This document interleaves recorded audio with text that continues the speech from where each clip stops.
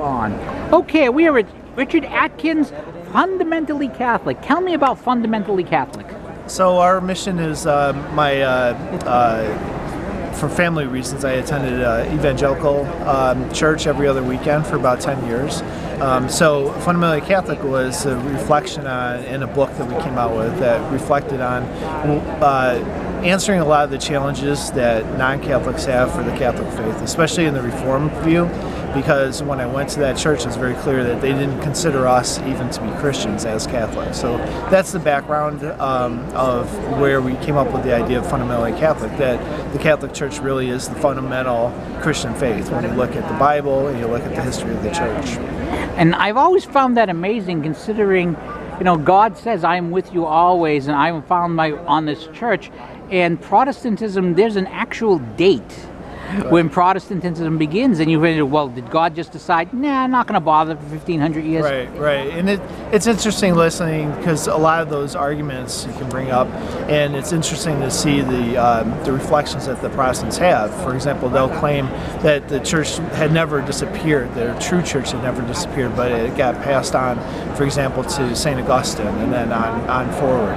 And it's an interesting question, because then they'll say, well, we follow Augustinian Christianity, therefore he wasn't silent for 1,500 years, he was actually there, he just wasn't talking through the Catholic Church.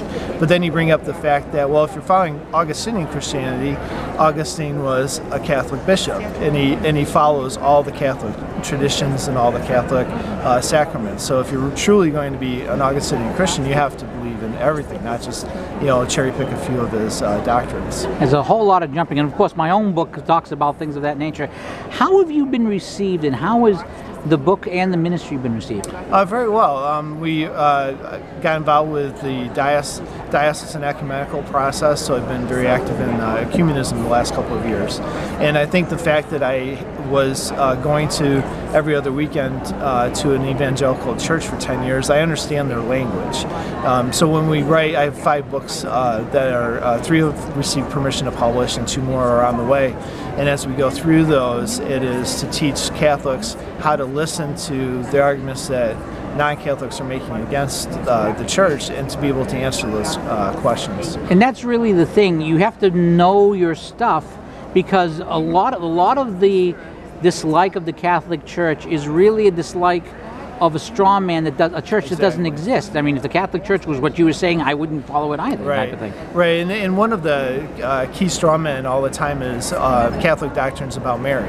And it's amazing how many times people misunderstand anything from the Immaculate Conception on through to the Assumption. And yet, I was a Catholic for 40 years, and I never really had to think about those things until Protestants came to me and said, well, you can't be Christian because you believe X, Y, Z.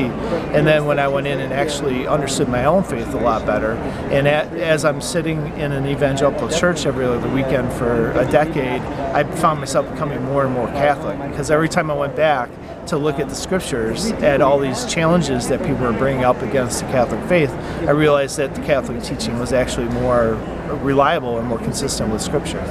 And that's something as I often say, I've often heard of people who study the early church fathers who become Catholic. I've never heard of someone who studies the early church fathers and goes from Catholic to Protestant. Exactly, and I have learned through that I think the Catholic Church as a whole, we don't spend enough time teaching the traditions and the early church fathers and where things come from.